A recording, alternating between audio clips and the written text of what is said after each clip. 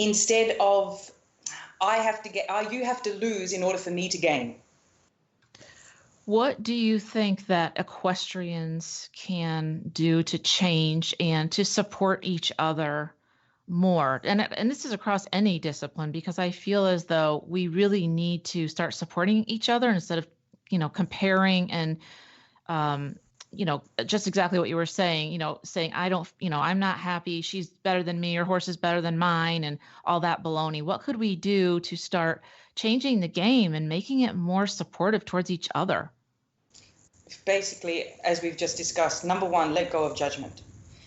And I know this is hard because that also means that let go of judgment for those that are abusing horses. Let go of the judgment for those that we think, oh, you're too harsh, you're too strong, you're doing wrong. In the end, we can only help each other if we give love-based care. And there is strength in love. There is strength in saying, whoa, are you okay? Do you need help? Instead of looking upon that person in judgmental eyes of saying, oh, you're a horrible person, have it from compassion, understanding what is that person going through. If they're putting that amount of pain on the animal, imagine how much pain is on the inside of them. So in the end, I feel that the way that we can help each other is a healing based. And I know you work strongly in this, Julie, and this is exactly where it's all heading, is about getting us working with each other from a heart-to-heart connection, a heart-to-heart basis. And we cannot do that with each other until we can do it with ourselves.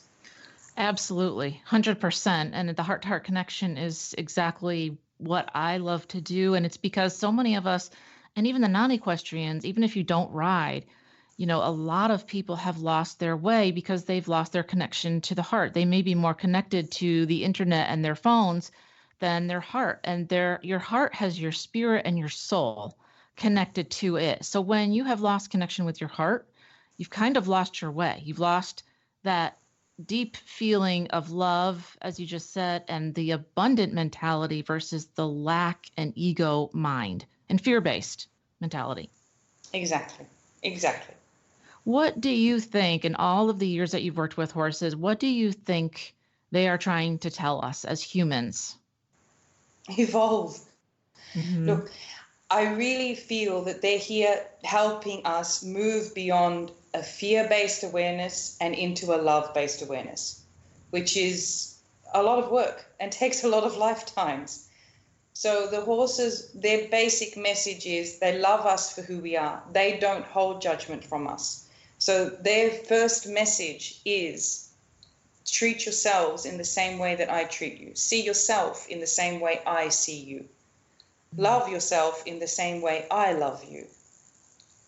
Yeah, that's beautiful. And that's so true. And I'd like to talk a little bit about how horses are present and mindful, because this is a subject that is starting to come up. People are starting to realize not only being self-aware, but mindful about what they're doing. And when I say mindful, I mean that I'm here 100% right now, focused on Catherine, and she's doing the same with me. And we're not thinking about anything else outside of this. So can you go into a little bit about how mindfulness works within the students and the clients that you teach? In the first book I wrote, the principle of focus is the first principle. And it's very funny because I write in there, I said there's basically three things you need to do as a rider. Number one is focus, number two is focus, and number three is focus. So but that focus is taught. I mean, that's the basis of meditation. That's the basis of presence. That's the basis of self-awareness. Now, I was taught that in the years of training in Germany, where it was very strict, where you were absolutely not allowed to talk while you were riding. You had to go through all of your pain barriers. It was not about you. It was not about your ego, how you're feeling, what's going on with you. It was all about the horse. I mean, there was days that myself and the other girls that we were learning at the same time, we'd get off at the end of the day and we would be bleeding between our legs, bleeding on our buttocks. And it's just because you have to ride and you have to keep riding and not one horse. It's 6 horses, 12 horses. If you keep going, you keep going, you keep going. But in the end, you learn to go beyond your physical and mental self, and you learn to get connected with the horse and in tune with the horse. Wow. Yes, I'm sorry, I went off a little bit track there. I No, hope it's I've answered okay. the I'm just question. thinking Okay. 12 horses. That's, oh my goodness. I mean, I Yes, used to ride yeah, 2 or it's 3, hard. but gee whiz, that's No. And that's, you do that for years, Julie. I mean, you do this for years. When I then closed out my business, I have always been meditating my whole life. But after I closed the business, I knew strongly that the outside is a reflection of the inside. And I knew that if I wanted my life to change, I needed to fix whatever was going on the inside of me. And I went for hours long meditating. And honestly, you have to go through the same pain barriers and pain walls and mental walls that you do when you're riding, when you're professionally riding like that. So I did have a heads up. I did have a head start. But being mindful is basically be present. Be present where you are. And you do that by don't think, feel. Be where you are. Be with the horse. Feel where you are. Feel the horse when you're riding. It's easier to do when you're riding because you're focused on something. You've got something to do. But even if you're just standing next to a horse, put your hand on it and just feel the sensation of the horse in your hand. Focus only on that. Presence is about focus, and focus is trained. It is learnt. It is not something you can just tell yourself to do. That's absolutely true, because if we could tell ourselves, we'd be over it in a second and we'd be fixed. Exactly. Right? There'd be no change. There'd be no growth. It's a process, and it can be Yes. painful.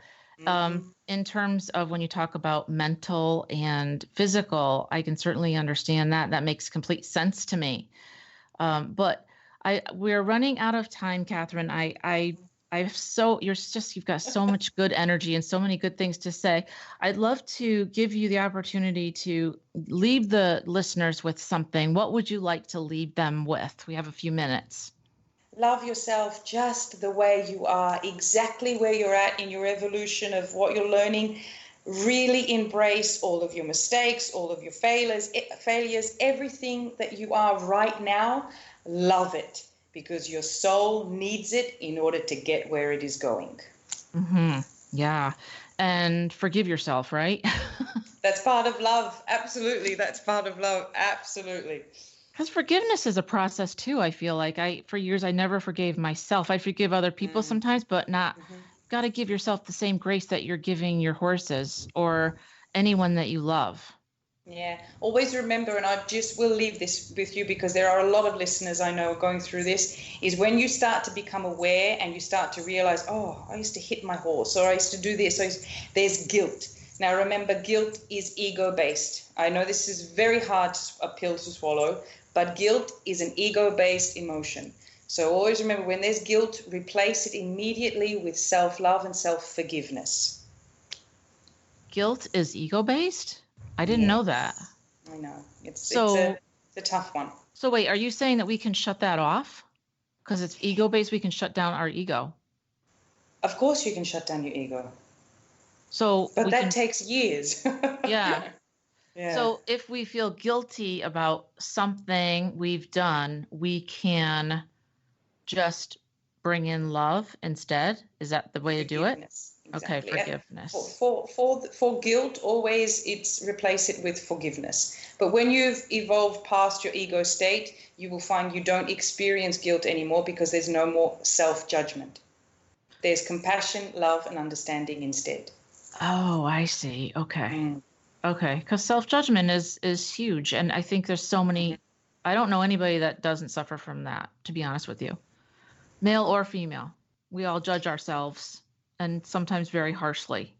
And well, I can definitely say, and speaking from experience, after the shift that I went through, and you remember, I did a major life change. And I'm sorry if I'm running over time. Not only did I give up my entire life, I lost everything material, car, house, animals, my business, the stables, everything gone. I had three little bags of clothes, and I went for 1.5 years of deep meditation, days long. I didn't have hardly any money. So I went through a whole winter, no heating. I ate 3 meals a week because I had no money and I lived off white light. I went into serious levels of meditation. Even in Malaysia, I was ready to join the Buddhist monastery up there. It was because of the Swamiji telling me I needed to get back into the world was the only reason why I left. But after that shift, now I'm not saying I don't suffer from emotions and swearing and stress. I've got three little kids. But the ego self, this self-judgment, I no longer have that. And I have to make sure that I'm constantly present and I still meditate and I still am consciously aware of it, to not allow that to come back within me. But it is definitely something that if you put the work into it, it will shift and it goes away. Wonderful, wonderful. Where can people find you on the web? My website is just my name, CatherineLouiseBirmingham.com, or Facebook. I'm more involved in Facebook because I have a lot of people I know that are connected to my page, friends, past students, a lot of people around the world. So I do most of my information, everything I give through Facebook is the best place to connect with me, or my website. Okay, so and we will have all the links below for you, Catherine, so they can reach you at your website as well as Facebook. We'll have all the links. I just like to thank you so much for being here. I had a wonderful time talking with you as always. I think you're an amazing human being. Thank you for being here and giving so much light and love to the listeners. And remember, everyone, to stay present and step into your power and never give up on your dreams. Until next time, take care. If you have any questions, comments, or would like to know more about a guest on our show, please contact me at jsalant5@outlook.com. That's J-S as in Sam, A-I-L-L-A-N-T as in Tom, 5@outlook.com. And remember, stay present, step into your power, and never give up on your dreams.